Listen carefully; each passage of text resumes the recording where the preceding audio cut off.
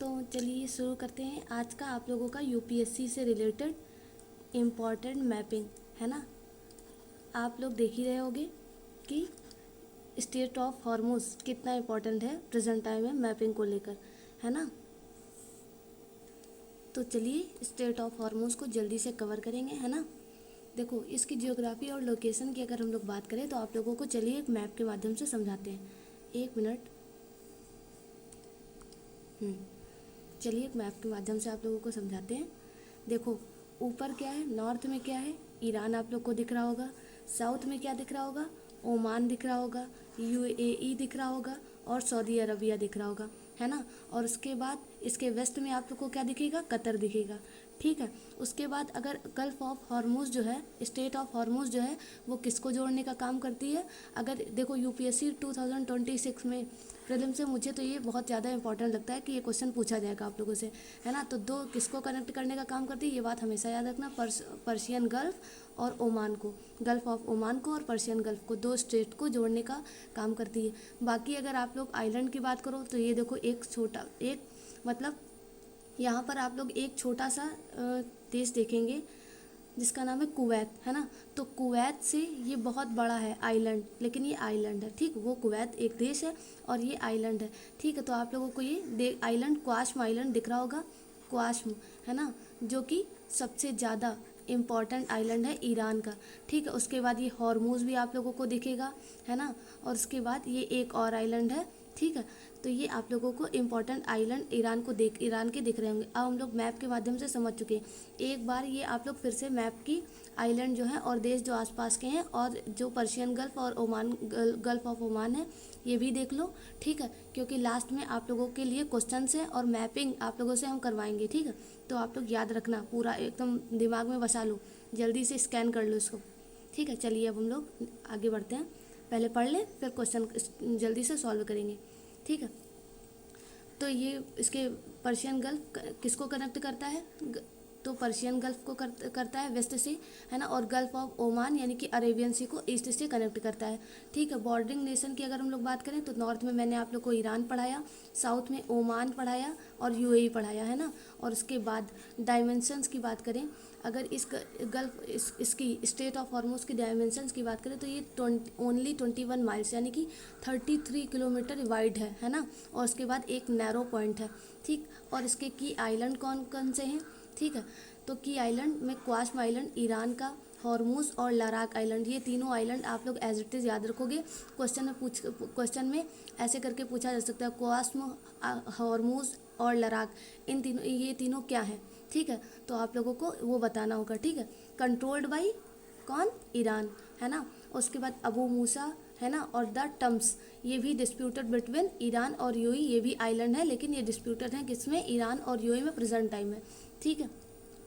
फिर अगर हम लोग इकोनॉमिक सिग्निफिकेंस देखें, क्योंकि भाई जो न्यूज़ में है वो इतना न्यूज़ में क्यों है, क्योंकि वो बहुत ज़्यादा लोगों को इफ़ेक्ट कर रहा है ना। तो ऑयल आर्टरी के लिए ये रूट सबसे ज़्यादा वर्ल्ड में फेमस है ना। और उसी की किसकी शॉर्टेज की वजह से ये रूट जो है वो बहुत ज़्यादा न्यूज़ में है। ग्लोबल ट्रैफिक की कितना टैकल करता है, लगभग 21 million barrel oil per day, है ना, पर डे, समझ सकते हो कितना। एक बैरल में, क्वेश्चन ये 2021 का यूपीएससी का पूछा गया है, एक बैरल में कितने लीटर ऑयल होता है। अगर किसी को पता हो तो प्लीज़ कमेंट बॉक्स में आप लोग बता सकते हो, है ना। और उसके बाद मतलब 21 मिलियन बैरल जो है वो पर डे से इस रूट से ऑयल जो है ट्रांसपोर्ट होता है ना। यानी कि रफली 1/5 ग्लोबल ऑयल कंजप्शन यहाँ पर होता है ना। उसके बाद एलएनजी हब, ये रूट एलएनजी हब है, ट्रांजिट कितना करता है, 20% लगभग ट्रांजिट करता है। फिर लिक्विफाइड नेचुरल गैस एलएनजी का जो है वो प्राइमरली फ्रॉम कतर से आती है, ठीक है। अब हम लोग, आप एलएनजी और सीएनजी इस टाइम पढ़ ही रहोगे, है ना। एलएनजी और एलपीजी आप लोग पढ़ रहे होगे इस टाइम। तो एलएनजी और एलपीजी आप लोग बताओ कि इन दोनों, ये जो गैसेस हैं वो किस किस कंपोनेंट से मिलकर बनती हैं, ठीक है। तो मैं आप लोगों को एक बार बता दे रही हूँ। एलपीजी जो है वो एलपीजी ब्यूटेन है ना, और प्लस प्रोपेन से बनती है ना, प्रोपेन से बनती है। है ना। लेकिन अगर LNG की बात करें, लिक्विफाइड नेचुरल गैस की बात करें, तो ये मीथेन से बनती है ना। तो ये भी क्वेश्चन UPSC प्रीलिम्स में आ सकता है, तो आप लोग इसको याद रखोगे। फिर अगर हम लोग शिपिंग लाइंस देखें तो usage a traffic separation scheme, है ना, यानी कि शिपिंग लाइन की वजह से, शिपिंग लाइन जो यहाँ से होती है वो इस स्कीम के जरिए होती है। कौन सी? ट्रैफिक सेपरेशन स्कीम, ठीक है। अगर क्वेश्चन में ट्रैफिक सेपरेशन स्कीम आ जाए तो घबरा मत जाना, है ना, क्योंकि ये किस लिए यूज़ की जाती है?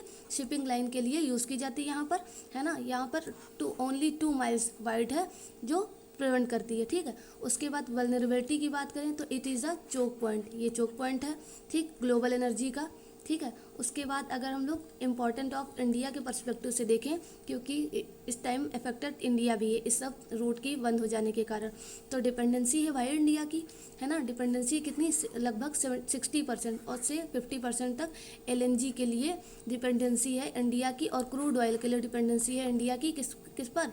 इस रूट पर, स्ट्रेट ऑफ हॉर्मोज के रूट पर, है ना। उसके बाद इंडिया की अगर नेवल प्रेजेंस की बात करें तो operation Sankalp is the Indian navy permanent mission to protect India tankers, है ना।